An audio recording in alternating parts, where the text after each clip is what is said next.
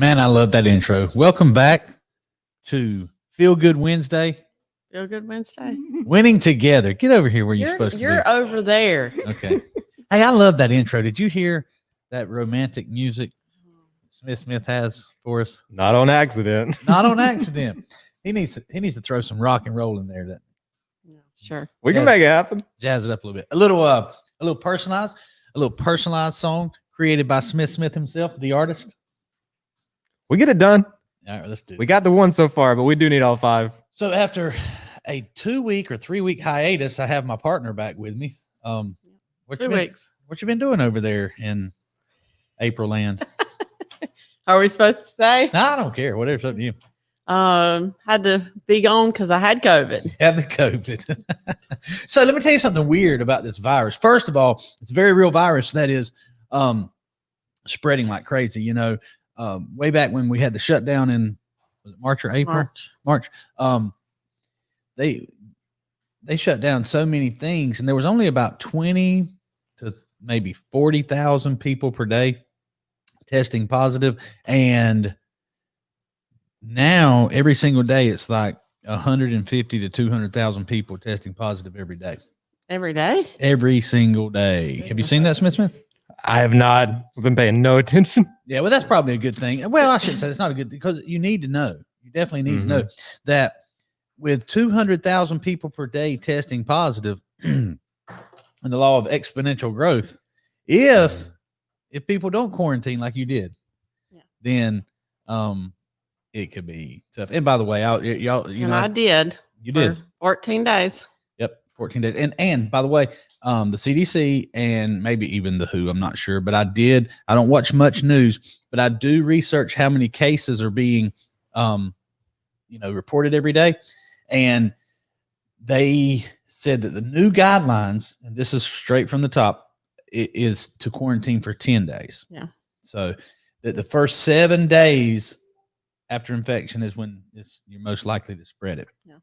So now the problem is when you don't know you have it. That's the biggest problem. Yep. And which is why I quarantined as well. You know, Paul had to fill in for me for 2 weeks on the show. You know, I went live from my home office, and we were still working on the studio. I thought I'd come back to a finished studio, but Smith and the gang of producers were still. Oh. They promised that it was shipping for 2 weeks, and it's not. So. But anyway, so you and I were quarantined. It was like a vacation, wasn't it? Wasn't it? How long did you feel bad? About 4 days. I felt really bad. Yeah. I had elevated blood pressure for a day or two, but I'm not even sure. Other than that, I mean, I never had anything that looked anything like a symptom, but I stayed away anyway. So now we're back, and I'm so excited that we're back. We have some fans that were wondering, like, where's Waldo used to be the thing, but now where's April? Where's April? She's here. She's back. She's healthy. And, you and I talk yesterday, we talked about some tax strategies and some investments and preparing for the future. The whole idea of planning, you're a planner. Yes, I am. You're a planner. I have a big plan and big goals, and I'll get there without a plan. I mean, I have a plan, but you like a detailed. I like a daily plan. You like a daily plan, and it's very effective, right? So, and you make fun of me all the time. I like to plug in people around me that can execute plans, like our accountant and our financial advisor and our operations manager and our producer and our ninjas, right? Right. But anyway, we were talking about this is very important, okay? If you as a couple or you as a parent or you individually, if you want to have success in the future, you definitely have to have a plan.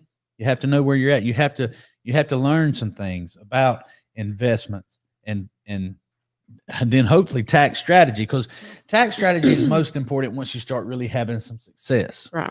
Until then, you just need to work on maybe increasing your income. I always like to tell people to start a business, or at least treat their job like a business. Right. And and we talk to our kids about investing. Yes. And they all do it. Now, here is what I want to talk about today that so many people get caught up in that you really don't need to focus on. You need to be like Smith, who doesn't pay attention to the coronavirus at all. So you need to first of all, you need to be an investor. You need to start investing when? I mean, as soon as you can. Right now. Trevor started when he was the day he turned 18. He put his first. I mean, he don't have a lot in there, but he has some. That's perfect segue to what we're going to talk about. Did you find that story I was talking about, Smith? Google it. Let's see. Is it economics, education, and you? Tale of Two Brothers, I think so. Brother, yes. Okay, so just hold that on. Have that ready to read to us. Okay. Okay. Here's a mistake that so many people make, and this is why so many people fail at investing. They try to time the market. When should I put money in? Should I invest when the company stock is going up? Should I invest when it comes down? And there's a reasoning and good logic for both ways. You buy when the company's coming down because you don't want to buy when it's lowest. You definitely want to buy cheap, sell high, right? But a lot of times when you do that, it's going down for a reason. Right. So it continues to go down.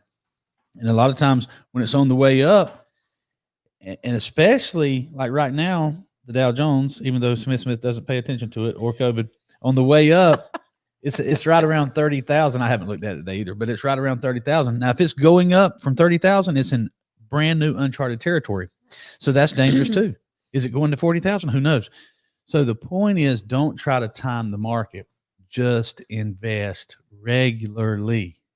Get started now. However old you are, however old your kids are, get started now. It doesn't matter if it's $1 per day or if it's $10 per month. That sounds crazy that would make a difference. But the thing is, it's important to just invest every single day because the power of compounding interest will take over. Now you're much better at math than me.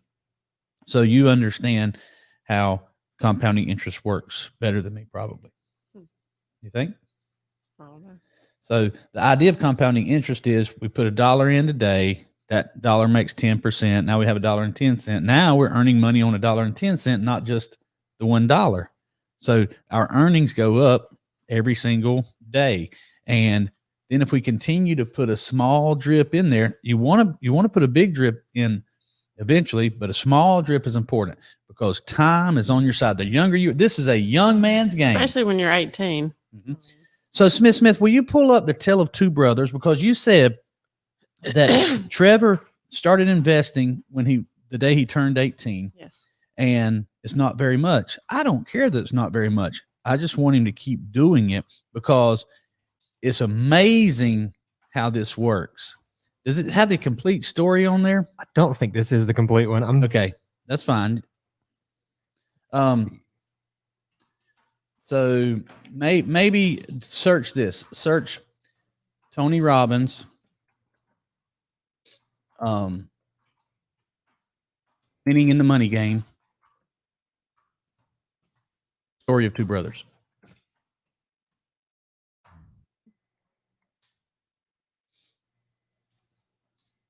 Let's see if that. I should have. Yeah, most of these are like breakdowns or articles on it. I'm sure I could find it if you just give me a minute. Yeah, that's fine. So just look back up to those two guys right there. Mm-hmm. Right there. It tells it in a story though. I know. It's better. So until we go back to the little diagram right there, let's put that diagram of William and James up there. I'll make a point about that. Got it. And then I'll let you do the research. Somebody has the heater set on furnace in here. You can smell it. Somebody's got the heater set on hell. Felipe, Jesus. Jesus help me. Okay. That's enough of that. You got that up there? Yes, sir. All right, read that to us, Smith. All right. Says, just the preface, another compelling example comes from financial expert Burton Malkiel, who created the idea of index funds. His story of two brothers investing is another great example of how to make a money machine. Take two brothers, we'll call them William and James. Both are 65 years old. Based on the information below, which brother has more money in his account at the age of retirement when they compare their returns? Williams, who invested for 20 years, or James, who invested for 25? Okay, let's stop right there. Williams invested for 20 years and James invested for 25. Advantage goes to 25, but let's look at the amounts. So they both invested $4K per year. We got to click to find out, apparently. Okay, they both invested $4,000 per year? Yes, sir. One started at age 20, one started at 40. Okay, well, they'll have the same amount. Well, one started at age 20, went to 40, and the other started at 40 and ended at 65. So it's 20 years and 25 years. Okay, obviously 25 is going to be much more. Let's take a look at what does William have at 20 years? Williams earned... Yep, see, there's something... By saving earlier and letting the money sit there instead of saving. He invested for 20 years, but it grew. It continued to grow to age 65. All right. Okay. So let's back up to the diagram so that we can get that correct. Okay. At the age of retirement. So here's the deal. James started at age 40 and invested for 25 years. He invested $4,000 per year. Yes, sir. For 25 years. So he had 5 extra years of putting money in. But William only invested for 20 years. But from age 40 to 65, the money continued to grow. So that's the difference. Now let's click. Now, 5 times 4 is 20,000 extra dollars. 20,000 extra dollars for James. You would think advantage James. Right. But the time value of money, let's see what the money looks like. It's just giving us this graph instead of giving us numbers, unfortunately. That's okay. Read what it says. This is the answer is William. By saving earlier and letting the money sit there instead of saving later in life, he ends up 600% more than James. 600% more. So I mean, you can see by the graph at the very least. This is it's right at 500,000 for James, and it ended up at almost 3 million. Almost 3 million for William. Yes, sir. Yep. And there's a better story. As a matter of fact, I have the book in there, but there is a better explanation than I just did that explains it. But the point of the whole story is Yes, it's a young man's game. It's a young man's game. Now I'm paying attention to what Smith's pulling up in Arabic, by the way. Yeah, this is helping. That's not helping. I typed manuscript hoping it would pull it up. Let's see. Manuscript? PDF. I got some. No. Go back to the screen where I can see us. Got it. So, by the way, thank you guys for joining today. We want to just help some people, if we possibly can, to understand that it's not important if the stock market is going up or going down. It's important to put your money into the stock market. Okay? Do you have any money in the stock market, Smith?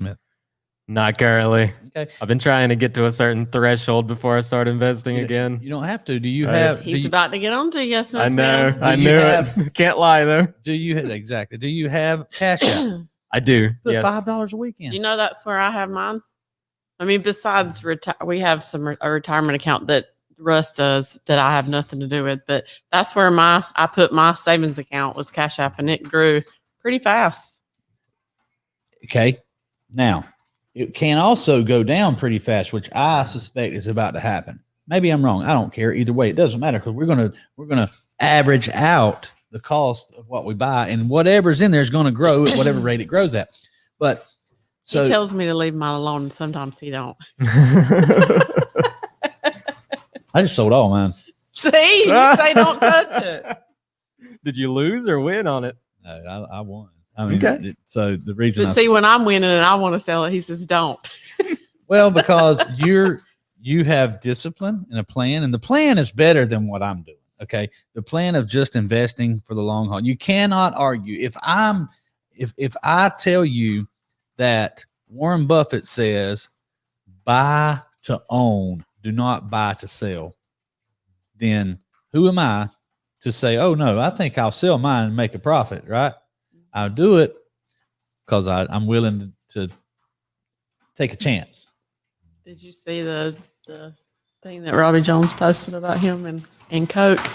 No, what did he say? I think it was Warren Buffett. I have to go back and look at his post, but said, I wonder why he likes to drink Coke. Oh yeah, He's getting $164 million from dividends on December 15th. and he rarely sells. 164 million. What did Felipe Tinajero say about the stock market? The stock market is a great path to wealth. Play the long game. Don't day trade. That's true, Felipe. Felipe, stand up. Felipe, right over the top of my head.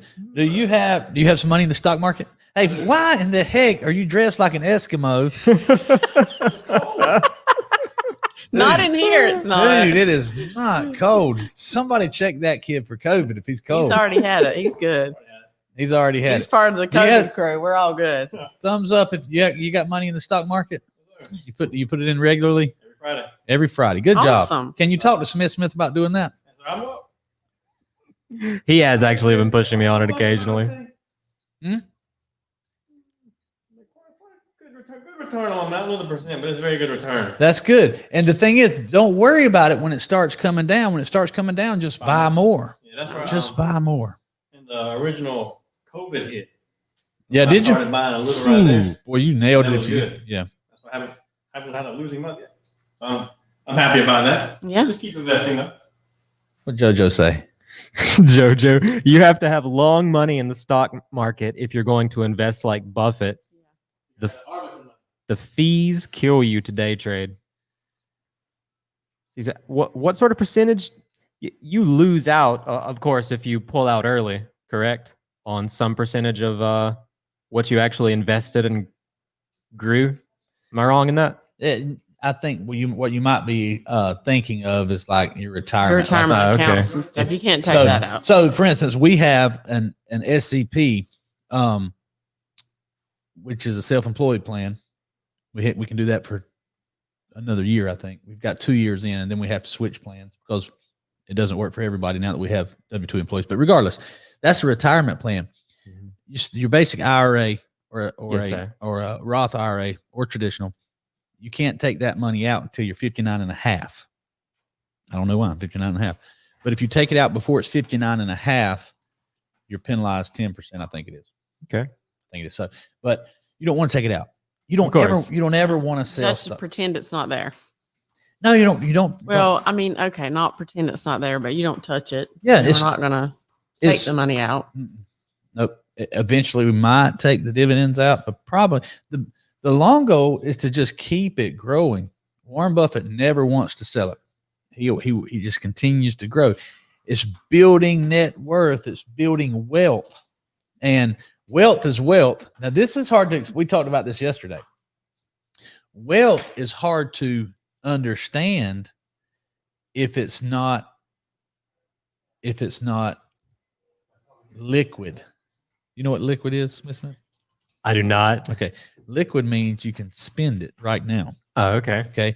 So it's fluid, I guess. That makes sense. Yep. Yeah. It's liquid. This is liquid. Okay. This is liquid.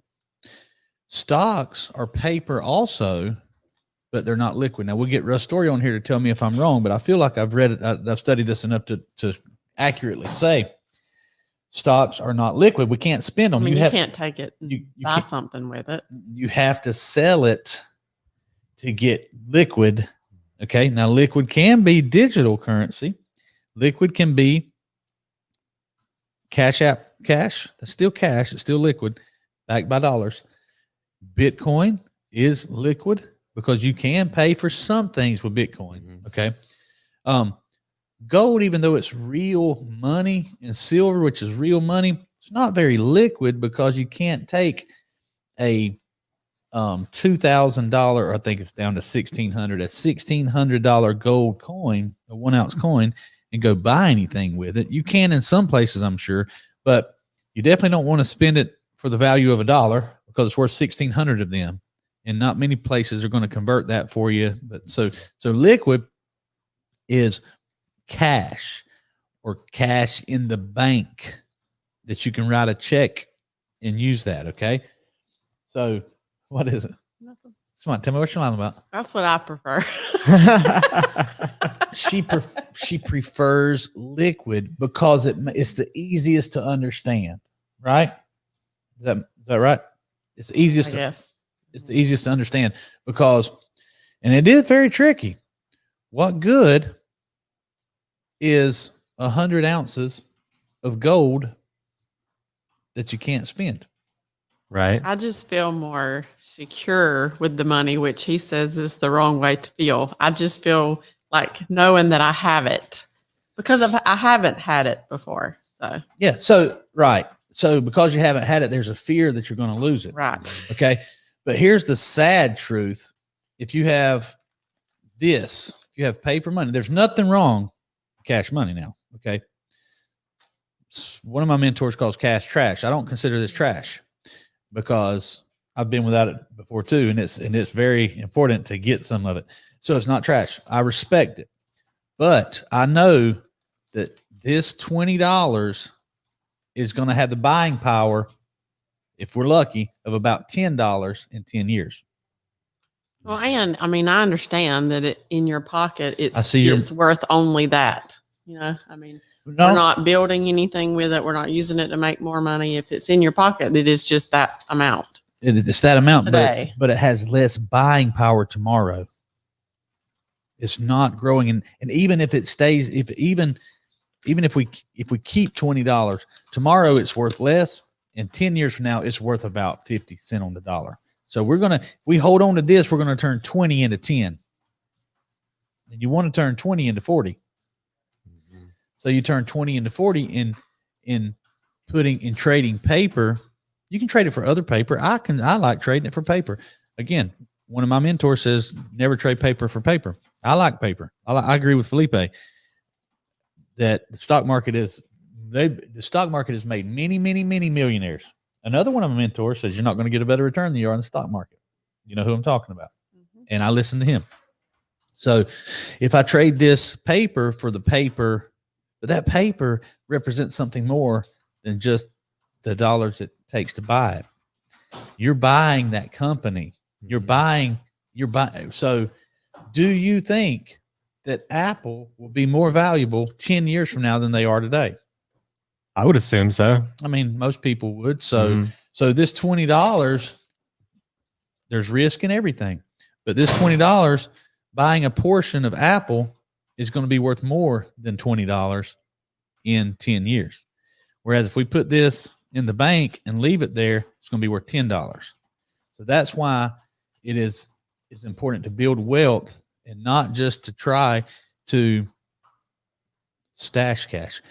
There's a couple of comments there that I want to talk about. This one was funny. Chad said Felipe had to have a blanket when he rode with me to Texas. It was the middle of summer. That guy. You know what? I think he needs to eat some red meat. Pretty sure he does, doesn't he? Felipe, do you eat red meat? So we'll find out. Because so the reason I say that because a lot of people who eat a lot of red meat, they're hot natured. You know that? You think it has anything to do with raising their blood pressure? It has a little bit to do with you raising yours, I think. You think so? So, all right, let's go to another comment. Joey said dollar cost averaging. You know what he's talking about there? No. That's what I just mentioned earlier.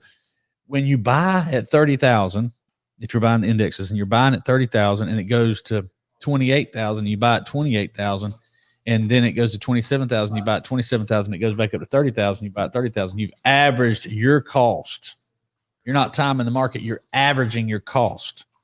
And over time, pull up just a chart of the Dow Jones Industrial Average chart over the last 100 years. Over the last how many now? 100. 100.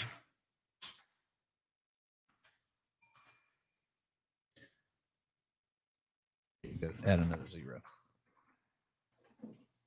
See if we can get a chart up here. Okay, I believe this is what we're looking for. So there you go. there's the 1950. So look at that. See if you can expand it. Tell me where right in the center when it kind of reached a peak after it's right there. What year is that? That's 1966. Mm-hmm. So from 1966, go all the way down to the bottom over here. I guess that'd be the 80s. No, I'm sorry. I'm sorry. Right there. 1982. So from 66 to 82, if you started investing in 66, from 66 to 82, you had a rough time.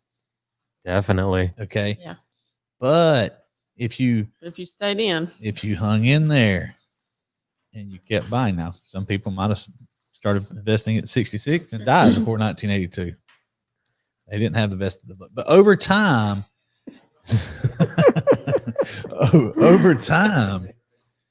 that thing goes up. So if you dollar cost average, you're going to do well. Now, there are models and there's smart investors and there's technology that can time these things. AI, which I'm not a fan of in a lot of ways, but I will take advantage of it. AI and these models can do a pretty good job of predicting when a stock's a little too hot and it's probably going to go down. So we have a large majority of our investment portfolio invested with someone who uses that technology and they buy and sell based on that. And it works. So there's a way to do that too. But don't think that you're going to time it on your own. Do not think that you're going to time it on your own. You might get lucky, but you might as well go play craps. If you're gonna, huh? Not me. Well, I mean, if you invest, I bought a substantial amount of gold and silver at the beginning of the pandemic. Like Felipe started buying stocks. I should have been buying stocks. I bought gold and silver and it went from 2,000 to 1,600. That's what you get for time in the market. 10 years from now, it's going to be worth more. I have no problem with that. I have no problem with buying more gold right now and averaging that out, because now there is a fear, there is a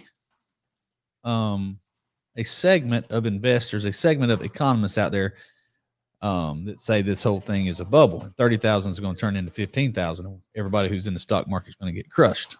That's okay, as long as you're not investing all your life savings into one stock right now. You invest on the way up, you invest on the way down, comes back up. But they say that this is going to collapse tremendously. So the gold and the silver is a hedge against that.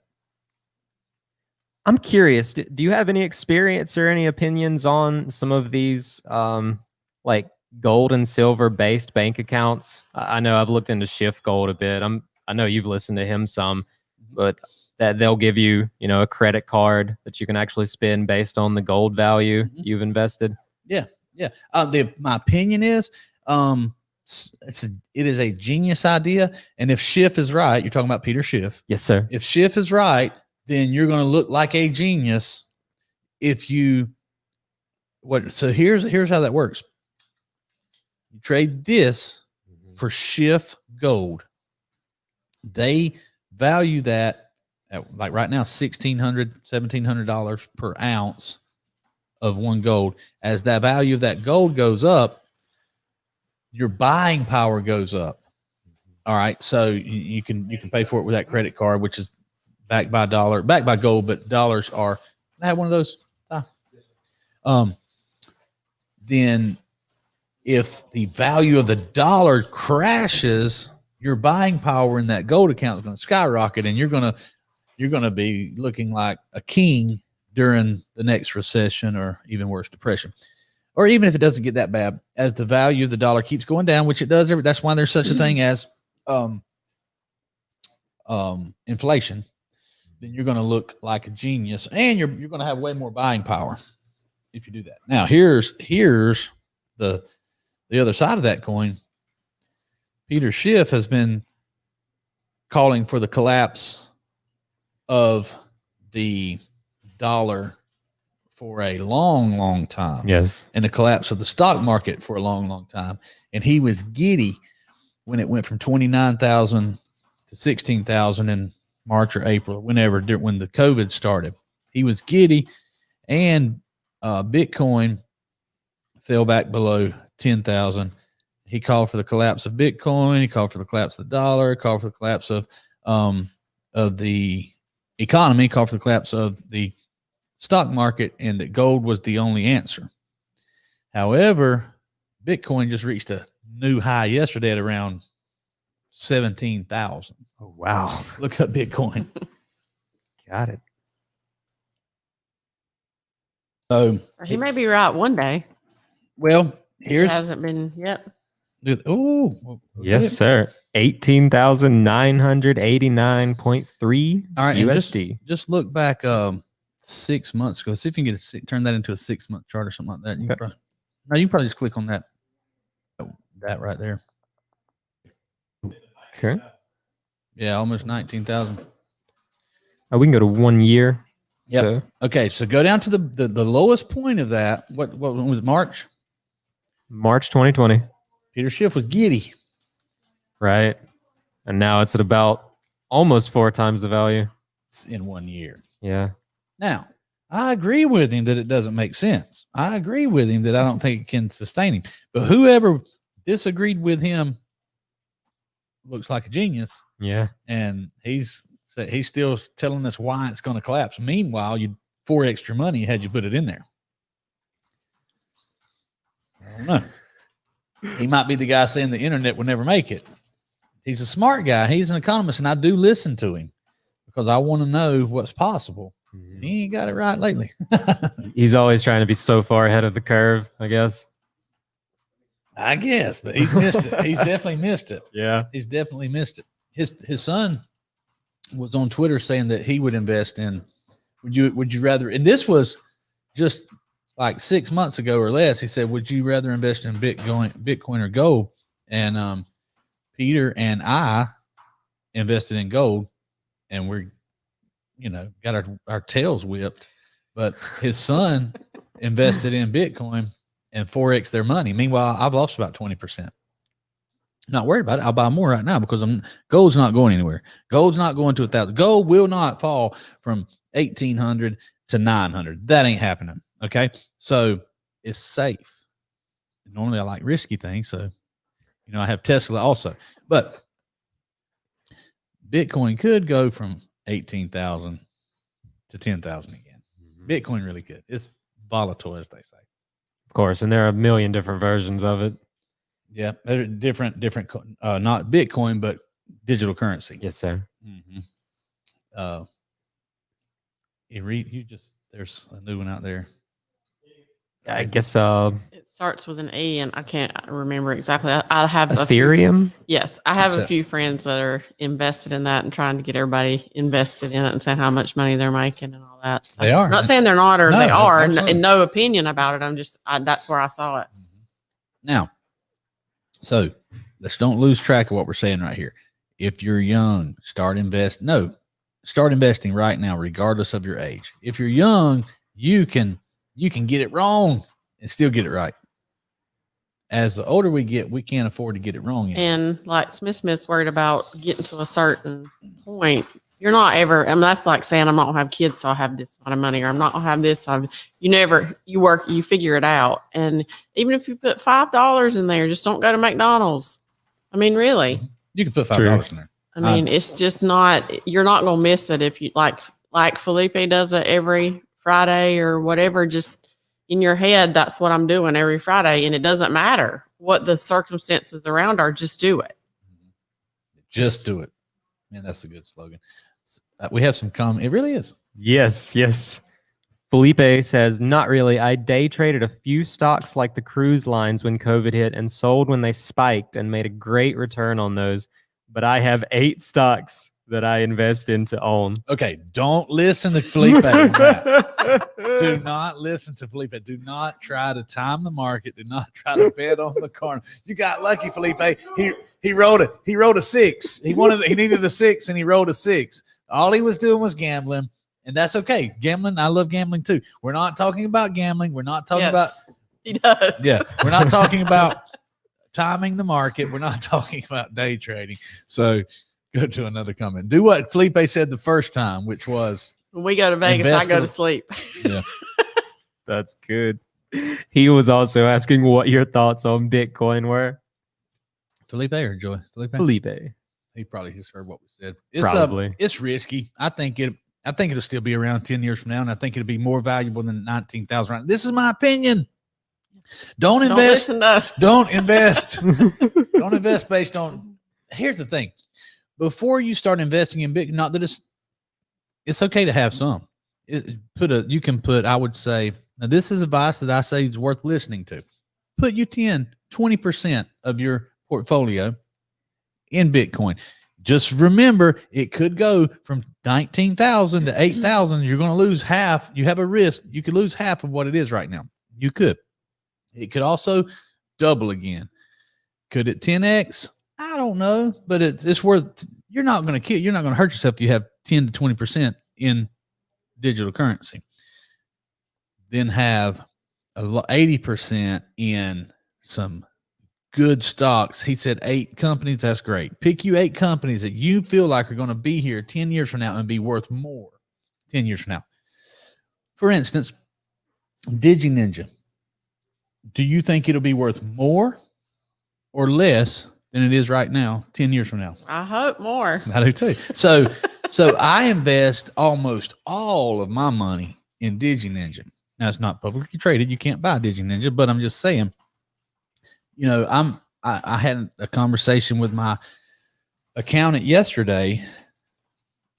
In order to max out our retirement, we have to max out our salary. So we pay the maximum Social Security, the maximum taxes. That allows us to put up to 25% of our income, of our W-2 income, into a retirement untaxed.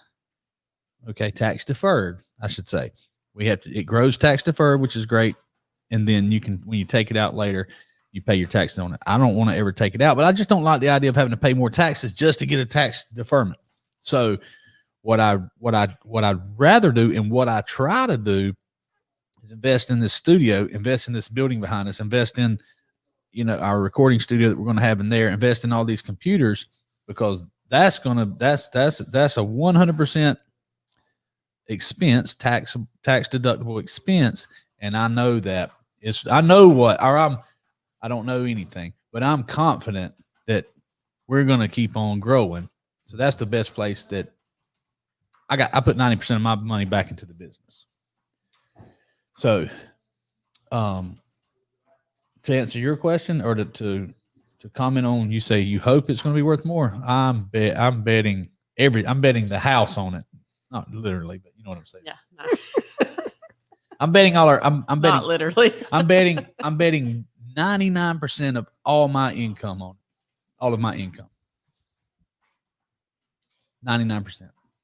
And I'll take a wager with someone and bet as much as they want to that it's going to be much bigger in 5 years. In 2 years, it'll be much bigger.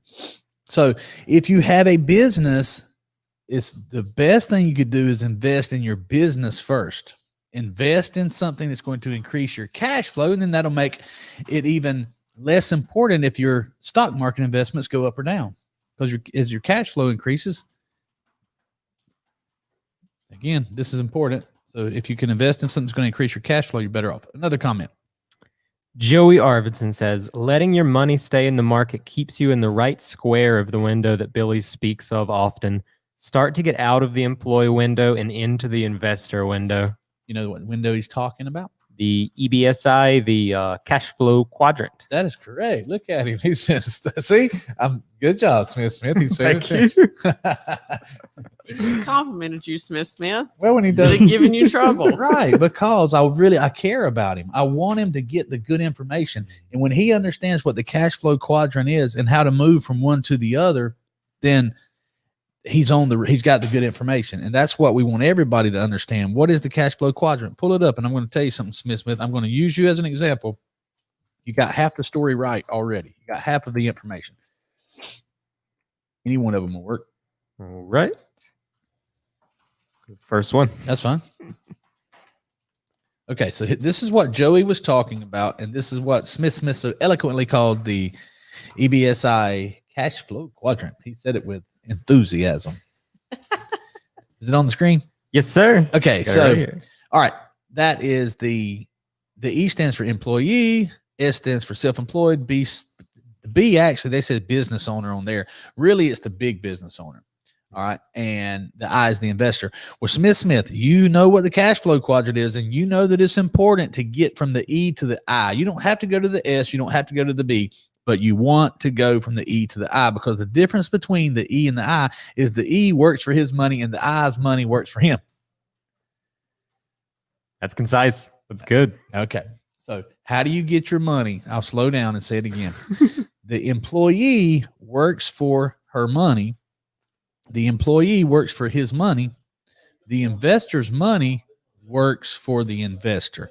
So Smith, you have the information, and you know that even while you're an employee, and a doggone good one, I don't want you to never not be an employee. All right. You need to also be an investor. Yes, sir. $5 a week, $10 a week, $30 a week. This was created by Robert Kiyosaki, or it was taught to me by Robert Kiyosaki. It's a monster, Smith. It's a monster. Oh yeah, $5, $3 monster. Oh yeah, I was gonna say that earlier. Kick one or two of these out. Mm-hmm. I mean, that's true though. Really, Yes. it is. So let me break down what JoJo said right there. Letting your money stay in the market keeps you in the right square of the window that Billy speaks of often. So JoJo's saying that letting your money stay in the market, not selling it, allows you to stay in the investor quadrant. And that is true. That's not, I don't disagree, but a little bit more than that, Joey. Keeping that flow going into the stock market, not taking it out, not just waiting on it to do something, but keep it flowing in. That makes you an investor. That makes you an active investor when you're putting it in. Passive investor, you're just sitting there. Your money's doing all the work, but help your money. Add to your money. Give it a little trickle. What are you laughing at? What are you laughing at? Because that's kind of me sometimes. Because I hold it. Yeah. Yep. And see, so this is an amazing opportunity for you, because we sat down and looked at some things yesterday, and hopefully you see to where you have the ability or the freedom to put it in there and not even worry about if it goes down right now. So if we get it right quickly, that's wonderful. If we don't, you can keep putting it in there. You can afford to keep putting it in there. You can't really afford not to, but you can afford to put it in there. So just keep putting it in there. Because I know you made a transfer in there. Yeah. Then you like to look at it. Ooh, let's see what it did. I haven't sold anything. Right. Nothing. Buy a little bit more, and then buy a little bit more, and then buy a little bit more. That's how you do it until you can just buy a lot.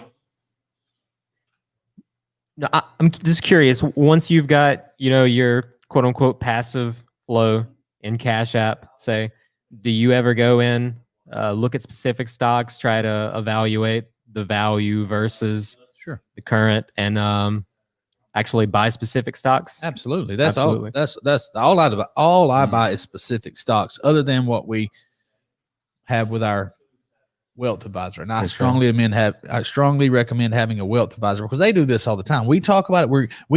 You need to be educated, but you need to be most educated about, do I have a very educated wealth advisor?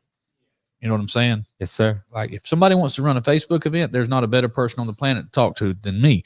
If somebody wants to get a stock, or if they want to get a retirement plan, if they want to have money in the future based off investments, we can have this show to get you thinking about it, and we can give you our opinions, but don't base your future on my opinions.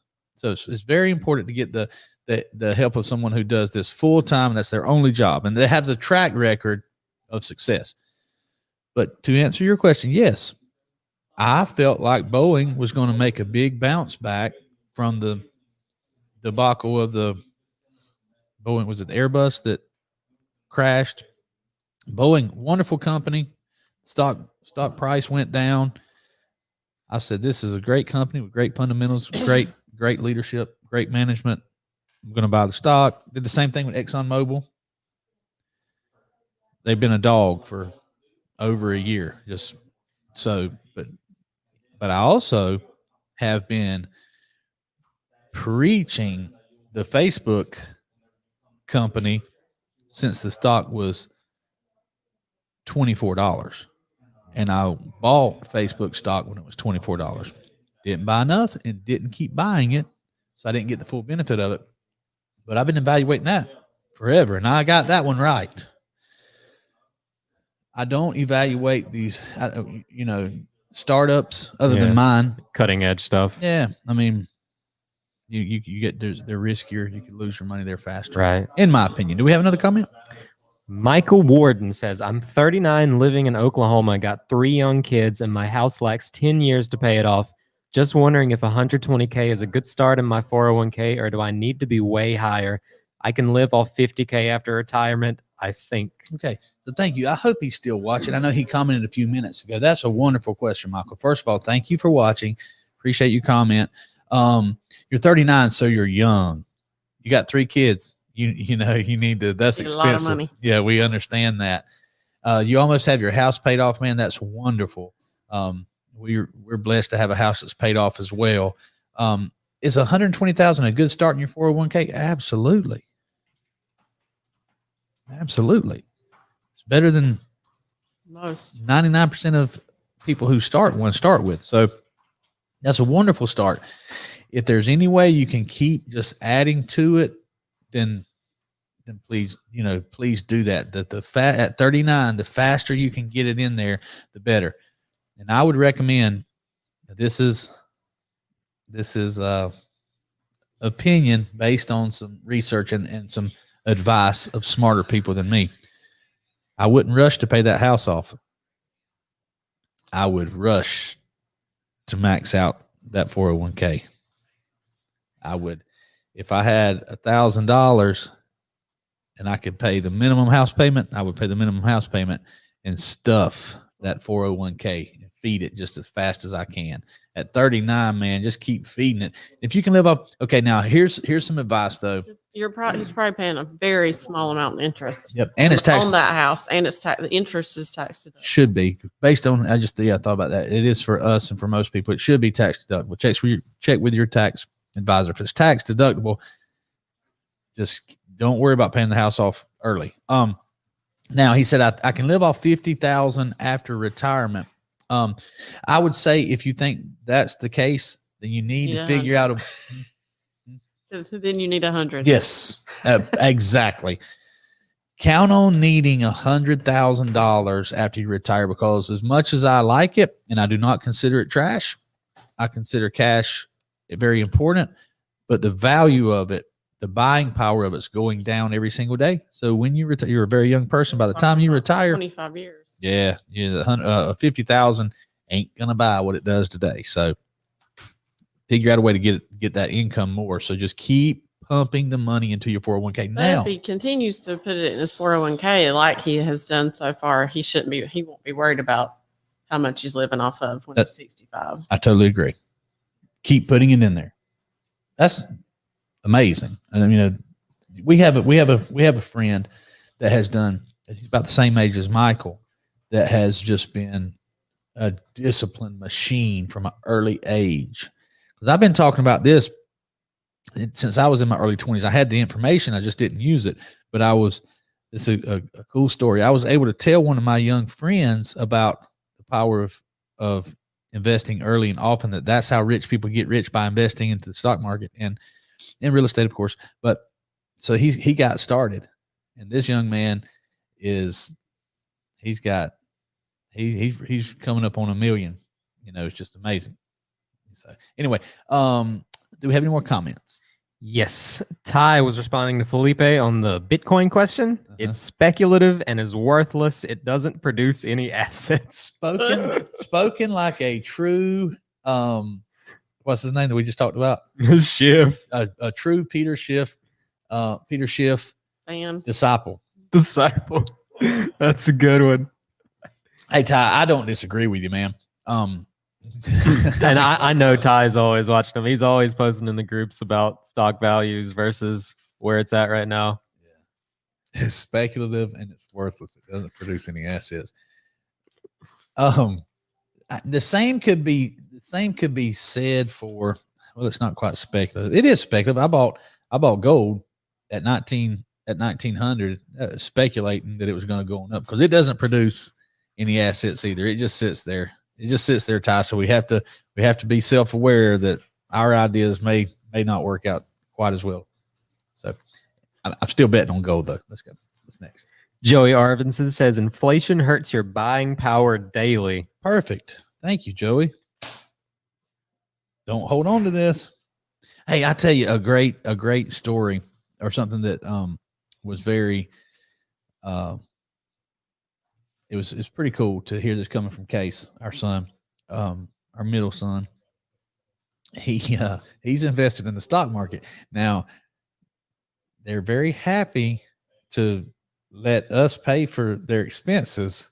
So they're taking advantage of investing early and not having to worry about their expenses.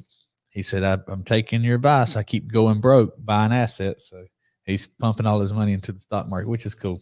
But he goes broke in the stock market and eating out. Yeah, no, he does eat out. He does eat out too much. Next. He also said, I should have bought gold and silver, but I was a believer in the dinar. Dinar. Okay. The Iraqi dinar. Dinar. Oh, okay. So you talk about speculation. Joey and I were speculating hard and heavy that Halliburton during the Iraq War, which by the way made billions with a B, billions of dollars to go into Iraq and rebuild the infrastructure and rebuild a lot of the roads and buildings over there, probably mostly in the green zone. But anyway, they made billions. Dick Cheney owned Halliburton or was the biggest investor. So it's the whole shadow government speculation thing. But we truly believe, and there's evidence to suggest that they did go in and they set up a government. They tried to set up the economy and they tried to fund it with this currency called the Iraqi dinar. So we felt like Halliburton was buying all the dinar and that was going to shoot up because other economies, that's exactly what happened. So we had friends that was in the Iraq war that would come home from the Iraq war with suitcases full of Iraqi dinar. And I don't have any of mine. I don't know what I did with it, but it's worth way less than anything else we could have invested in. Joey, do you still have some dinar? And you're right. We should have bought gold then. It was about $700 an ounce. That's when he and I were at the same dealership. He was the finance manager. I was the sales manager. And this was a store that sold 30 cars a month in a great month. And we sold 99 cars. We were buying Iraqi dinar and selling cars. Lots of additions to those cars. Are you saying that Joey would power book a car? I'm not saying anything. Just heard a few stories. I do know that there was a tow package on a Camaro one time. I think I heard something about a snowplow. Listen, if it had hooks on the front and you told the banker that, hey, it's got hooks on the front, I think that's for a snowplow. No harm, no foul. Okay. Next comment. Moving on. Helmond Anwari said it's at 19,900. So I bet you that guy has an opinion about Bitcoin. I guarantee you that he is a Bitcoin believer. Felipe Tinajero says Saint COVID Bitcoin was at 5,500, I believe. So I would have liked to have bought some then, Ty. I'm sorry. I know you don't like it, but if it goes to 5,500, I'm gonna back up the truck and get me some of it. Chance was also talking about the Bitcoin. Today it's over 18,000. It's almost 19,000. Now Chance has been on the Bitcoin train for a while now, so hopefully he invested when it was at 5,500. That would be amazing. I'd love to see people who do well, especially if they're believing in something that maybe other people are speculative about, or skeptical about, because I love to be the one who thinks differently. If you're thinking differently against the advice of a lot of people and then it works out for you, I love that. I totally love it. Said, let me buy it at DigiNinja stock. I'll sell you some DigiNinja stock. So this year, our revenue was right around 6 million in this office, plus our probably 10 million. We'll just talk about this office. A little over 6 million. Okay. Let's do that on a 10-year multiple. That's 60 million. Okay. So 60 million divided by 100 is what? 600,000. So 600,000. That's not enough, but that was 600,000 for 1%. I'll do 1 million for 1%. Okay. So that's more like a 12. I guess I was basing on $10 million multiple before, because counting both offices. Yes, sir. Caleb's office and our office. So we're at 10 million. So 10 million times 10 years, 100 million, $100 million valuation, 1%, $1 million. Yes, $1 million for 1% chance. You're in, buddy. $1 million minimum investment for 1%. And I'll only take 10 million. Only give up 10% right now. But I would do it for 10 million. You care? No. Okay. Next comment. Because I get 5 of it. He also said, pay yourself first. Pay yourself first. Absolutely. So let's talk about what that looks like, Smith. Do you know how to pay yourself first? I know I've heard this referenced in the Grant Cardone training, but As an employee, it's tougher because you have to pay taxes first. So that's why it's best to start a business. So let's say that you are an employee, and you earn $1,000 per week. Your taxes are going to be based on $1,000. Okay, your gross. That's your gross salary. If you have a business where you're an LLC, okay, $1,000 a week, and you buy a pressure washer to also pressure wash homes for $500.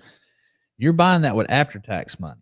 Okay, if you have an LLC and you're a business, then you get paid $1,000 for doing the job or whatever. You buy a pressure washer for $500. That comes off your income. Now you only pay taxes on $500.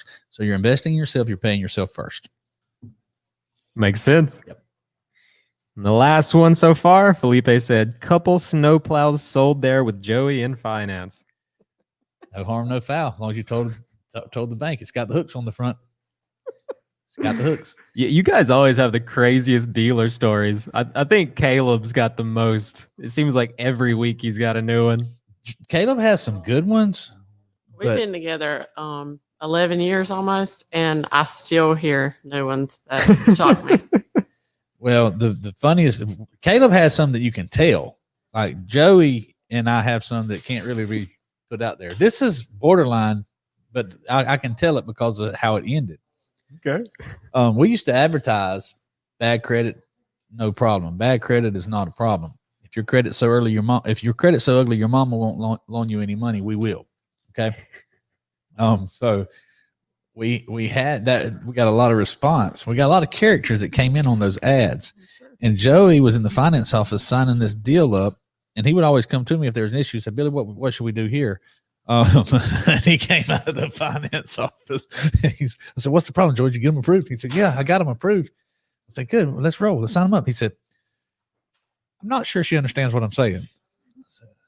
I said, let me go talk to her. So I went and sat down, did a little interview, and she had no idea what she was signing. So we let her leave, and we didn't sell her the car. Now, the people with her were upset, but like, no, this lady is not competent to buy a car. But she got approved. She almost was a buyer. She was about to get herself in a mess, huh? Yeah, that was the what you would call a first payment default had we sold that car. There would never have been a payment made. That would have been a chargeback. That would have been ugly. And when you're dealing with high risk customers, there's a lot of first payment defaults. There can be. So never sign. Here's some advice for you finance managers: never sign recourse where you have to buy the car back if there's a first payment default. Listen, the banks are in the business. They need to take the risk. The risk should not be on the finance manager. Is that the last comment? That was the last one, sir. All And right. we're right at an hour. Right at an hour. April, it was like, man, the funnest show I've done in a long, long time. I appreciate you being back. I appreciate you dressing to match me today. Kevin Tinahero, he did the same thing. Kevin, where you at? Except I got dressed first. Come here, Kevin. For the record. Come here, Kevin. He's got to leave his beanie on. Okay. Kevin, I love that shirt. Is that a polo? Horse. No horse. That's okay. Yep. It's still a beautiful shirt. So do you have any investments? I do not. You don't have any investments? Not right now. Talk to Felipe, get started. Like last year, that company I was like, they take it out like monthly. You can set it up like that. Uh-huh. Well, they close. I got you. You got Cash App there, right? Yeah, I just recently got Cash App. Okay, you can do it in there. All right. Thanks, brother. Appreciate you. All right, that's it, guys. Today's show. Tomorrow is the Digi Ninja Dealer Academy. $1 million for 1% of 10 million annually. Yep, absolutely. We're going to 10x. 100 million would be worth. Joey says 2 billion. I think we can be worth Billion? 2 billion. All It right. says 2 billion. They better not offer me 500 million. I hope they do. They better not offer me. But there is some multi-billion-dollar companies who know who we are, paying close attention. And they've talked about some things, but they ain't talking about 500 million yet. So they can wait. KMA. Let's roll. See you next time.